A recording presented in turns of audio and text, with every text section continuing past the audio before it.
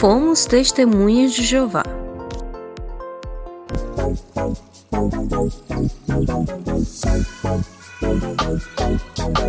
Então, eu quero entrar com vocês agora na parte de algumas crenças das testemunhas de Jeová e por que essas crenças caracterizam essa religião como uma seita, tá? A palavra seita vem do latim secta, que significa dividir, separar, né? Então, a gente pode dizer que sim, as testemunhas de Jeová são uma seita, porque elas vivem essa divisão, elas vivem essa separação.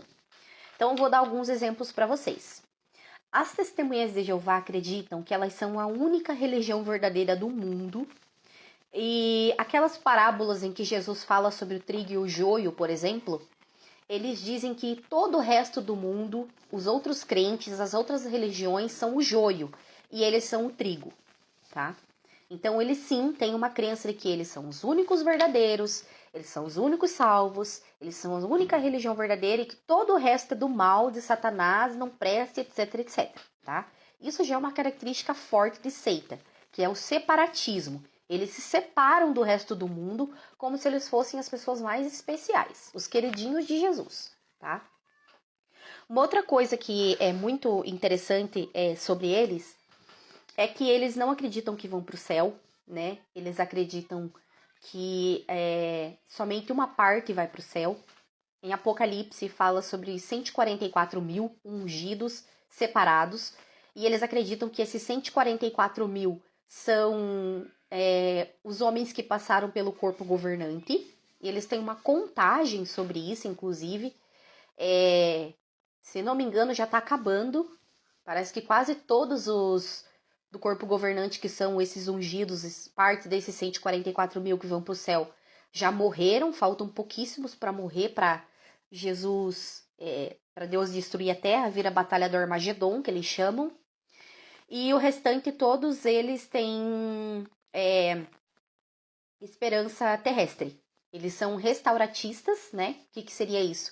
Eles acreditam que a terra vai ser restaurada por eles mesmos, inclusive, que eles vão participar desse processo de restauração. Eles vão passar pela batalha do Armagedon e vão enterrar os mortos, os ímpios que morreram na batalha, eles vão enterrar, eles vão reconstruir o jardim. Eles vão ser a prefeitura do futuro, né? Vão construir as calçadas, né? Vão replantar as árvores, enfim, eles vão ser o governo do futuro. Junto com Jesus, eles vão restituir, vão restaurar a terra, e eles vão morar aqui na terra, e só os 144 mil vão estar no céu com Cristo. Esses 144 mil são testemunhas de Jeová do corpo governante. Então, aqueles 7 homens que estão lá em Brooklyn, que são os caras que mandam e desmandam na organização, eles são parte desses 144 mil aí que eu tô falando pra vocês. São os únicos que vão pro céu. Como que eles sabem quem é e quem não é? Não faço ideia, tá? Eles falam que quem nasce dentro da organização, que não se contaminou com nenhuma outra religião, tem grande probabilidade de ser um ungido, um dos 144 mil. Na comemoração da morte de Cristo, porque eles comemoram a morte de Cristo, que é ridículo, porque Jesus não está morto, ele está vivo.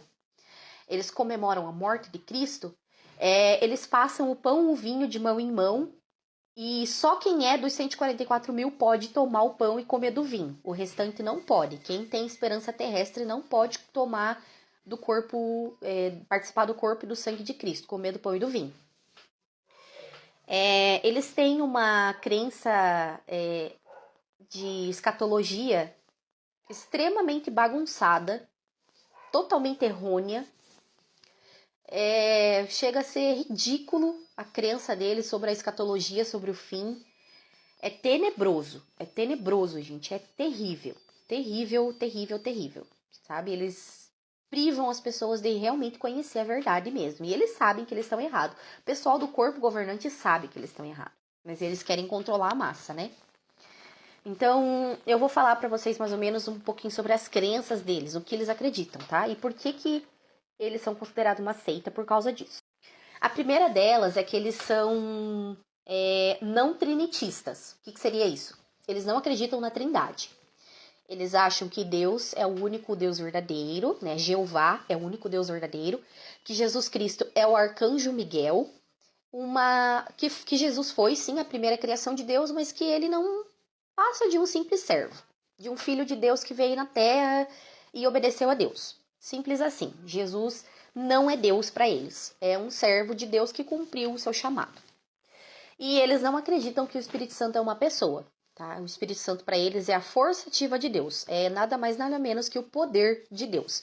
Então eles não acreditam na Trindade, não acreditam que Jesus é Deus e não acreditam que o Espírito Santo é uma pessoa, e sim uma força de Deus, tá? Uma outra coisa a respeito de Jesus é que eles não acreditam que Jesus nos substituiu na cruz, né? A maior parte do evangelho que nós aprendemos hoje é que Jesus ele nos substituiu, pagou pelos pecados da humanidade na cruz, e eles não acreditam dessa forma. Eles acreditam que Jesus pagou pelo pecado de Adão, não substituiu a todos nós. E eles não acreditam também na cruz. Eles acreditam que Jesus morreu numa estaca e não numa cruz. A estaca é só um poste reto. Então, para eles, Jesus morreu assim, né? E com os pés lá assim, né? Também numa estaca, num poste, e não de braços abertos. Só que isso aí qualquer pessoa que estuda história, teologia histórica, entende que a cruz, que Jesus morreu numa cruz, era assim que os romanos pregavam as pessoas, na cruz. E isso é histórico, basta pesquisar sobre arqueologia e tudo mais. Já foi provado na arqueologia. Uma outra coisa que eles creem é que a salvação é por obras, tá? Então não basta somente ter fé, precisa também ter obras. Por isso que eles se empenham tanto na pregação de porta em porta. Para eles, a pregação de porta em porta é a coisa mais importante na vida deles como membros. Tanto que eles têm o cartãozinho de horas que eles têm que prestar conta para o corpo governante de quanto eles pregaram na semana, no mês e no ano. Eles têm um relatório que eles têm que preencher e entregar todo mês para o ancião da congregação para eles verem a média de horas que você passou pregando. Isso é tão verdade que uma vez, quando eu tinha acho que 12 anos, houve um estudo da Sentinela num domingo que era exatamente sobre a pregação de porta em porta. E um ancião afirmou perante toda a congregação que o termômetro da fé das pessoas era o quanto elas pregavam de porta em porta. Então, isso é tão verdade que eles comparam a pregação de porta em porta, a obra, né, o fazer, com a fé. Né? Então, uma coisa totalmente errônea, porque o próprio apóstolo Paulo fala lá que nós somos salvos pela graça e pela fé, e não por obras, né? Então, entre outras crenças aí, muito mais que se vocês quiserem saber um pouco mais, quiserem que eu fale um pouco mais sobre outras crenças, vocês podem deixar no comentário aqui embaixo que eu faço um vídeo para explicar para vocês um pouquinho mais. Mas eu gostaria de mostrar agora por que as Testemunhas de Jeová são consideradas uma seita através de uma forma de identificação de seitas por meio das multiplicações matemáticas, tá bom? Então, eu vou explicar um pouquinho para vocês como é que funciona isso. Fiquei pequenininha aqui para mostrar para vocês. Olha só, separei algumas coisas aqui das quais eu mesma escrevi, tá? Então, características de uma seita usando as operações matemáticas. Primeiro, a adição. Toda religião seita, ela adiciona algo à palavra de Deus. Então, a Bíblia não é suficiente para eles como revelação da parte de Deus.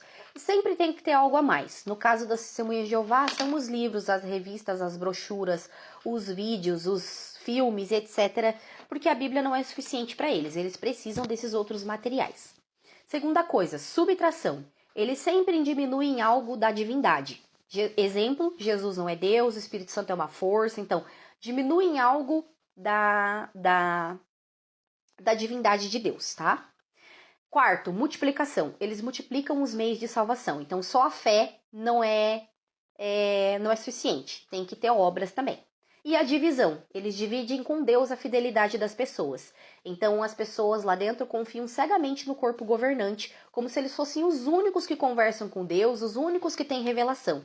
Então eles não adoram só a Deus, adoram também ao corpo governante. Então eles dividem com Deus a fidelidade das pessoas.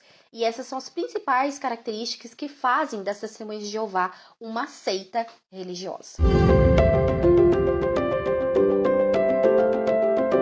Inscreva-se no canal, deixe o seu like, compartilhe o vídeo, faça a sua parte para ajudar outros.